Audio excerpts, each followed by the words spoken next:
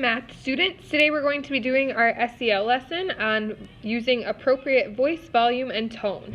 So your voice is so much more than words. Today we'll talk about how the volume and tone of our voice affects our social interactions. So we have a short little video to watch. Hopefully this works. I've never done a video on a video, but we'll see. I'm feeling pizza. I can be to Naples and back before the cheese stops bubbling. Let the delivery guy do it tonight. Sure. Mark, why don't you call William? Do what? Hang out? Go buy comic books?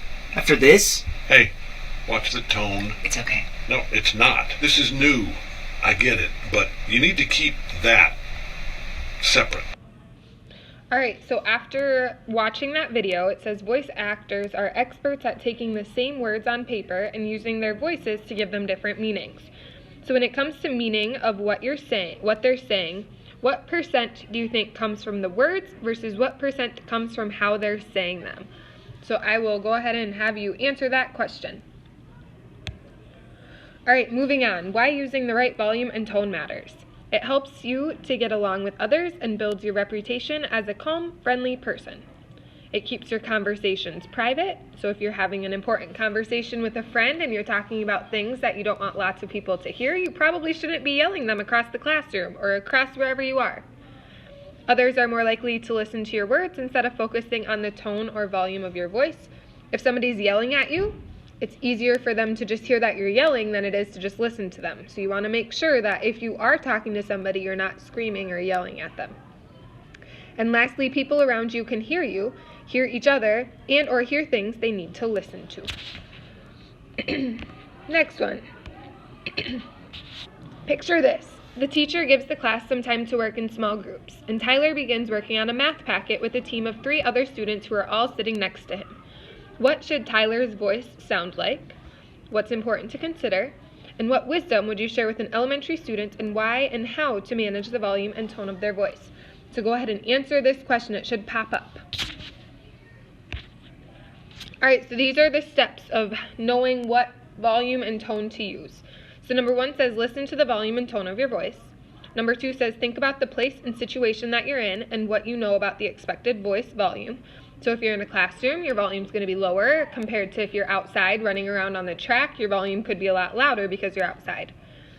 Number 3, lower or increase the volume of your voice if appropriate for the place and situation. Number 4, try to adjust your voice tone until it sounds calm, neutral, or pleasant. And then lastly, if your voice tone sounds upset, acknowledge it and explain why to people around you.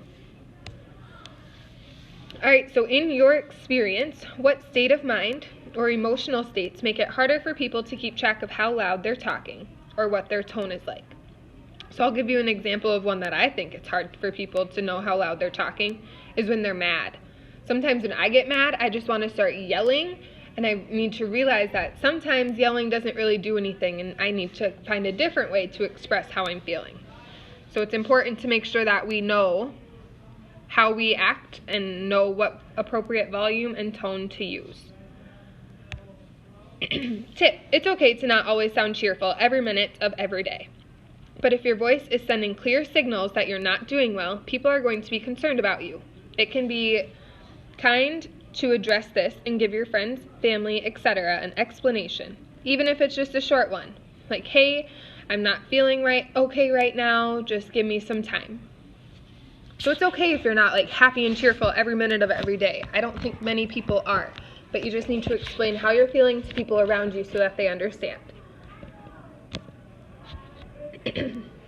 Alright, Jonathan needs to give a speech to his class. What kind of tone and volume do you think he should use? Go ahead and answer that question. Next one. Irina came into class late and she needs to ask another student for help getting caught up. What should her tone and voice volume be this time? Third one. Paul is on a camping trip with his family. He gets separated from the group and decides to stay in the same spot and call for help. What should his tone and volume be now? Alright, and the last one. Chelsea is out to eat with her family at a busy sit-down restaurant. The waiter comes to take their orders. What should her tone and volume be in this situation?